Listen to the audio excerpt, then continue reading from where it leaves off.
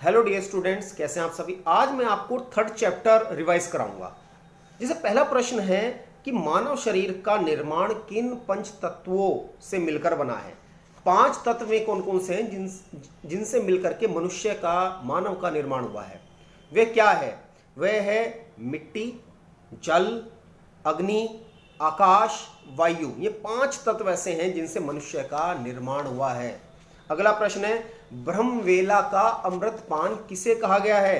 भाई प्रातः काल का वायु सेवन, जो प्रातः काल घूमता है। प्रातः काल का मतलब 6-7 बजे नहीं होता, प्रातः काल का मतलब अर्ली मॉर्निंग, जो 4-5 बजे के आसपास प्रातः काल की जो वायु है उसे कहा जाता है प्रातः काल 4 बजे अमृत वेला का ब्रह्मपान।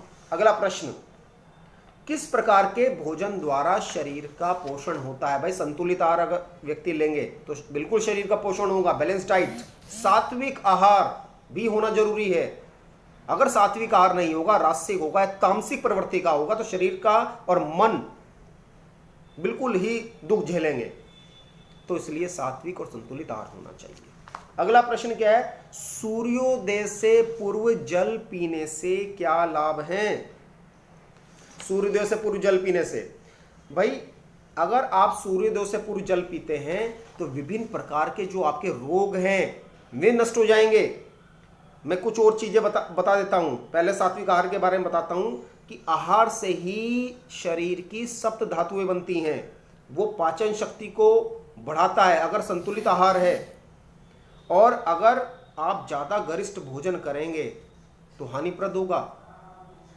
तो जल भी आप जो पिए वो साफ और स्वच्छ हो। तो अगर आप सूर्योदय से पूर्व जल पीते हैं, अर्थात जब आप जगते हैं सूर्योदय से पूर्व, तो आपके शरीर के लिए बहुत ज्यादा अच्छा है। अगला प्रश्न है, नियमित व्यायाम से शारीरिक दुर्बलता नष्ट होती है? बिल्कुल होती है। अगर आप रेगुलर एक्सरसाइज कर रहे हैं तो आपकी शारीरिक दुर्बलता खत्म हो जाएगी। देखिए मसल्स, अगर आप इसको कमजोर बनाना चाहते हैं तो कोई कार्य मत करें। मसल्स की ये भावना, जिम में क्यों जाते हैं लोग? वहाँ मसल्स को वर्किंग देते हैं, उसकी एक्सरसाइज करते हैं, जिससे मसल्स स्ट्रोंग बनती है, उसका साइज बढ़ता है, तंतुओं की संख्या बढ़ती है और स्ट्रोंग बनता है व्यक्ति, उससे और अच्छा कार्य कर सकते हैं। तो शारीरिक दुर्बलता कम हो जाएगी।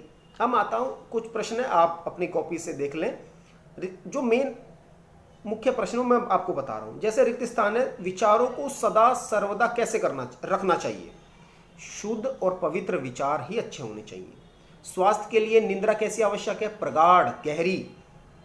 जीवन में प्रसन्नता, स्वास्थ्य और सौंदर्य के लिए कैसा व्यायाम आवश्यक है? नितांत व्यायाम। तो वो व्यायाम है। नितांत आवश्यक क्या चीज है? वो व्यायाम आवश्यक है।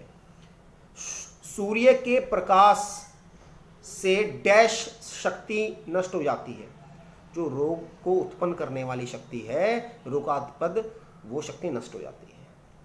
और उपवास से, फास्ट जिसे हम सामान्य भाषा में बोलते हैं, उससे कौन सा आरोग्य प्राप्त होता है? उससे शारीरिक और मानसिक आरोग्य प्राप्त होता है। अब आते हैं, निम्न वाक्यों का संबंध किन प्राकृतिक चिकित्सा से है? मन और इंद्रियों को विश्राम किस चीज से मिलता है? निद्रा से, सोने से मिलता है। सांकल्पिक दृढ़ता और चिंतन मनन रोगों की निर्मूलता के लिए आवश्यक क्या है? इसका संबंध किससे है? सद्विचारों से है।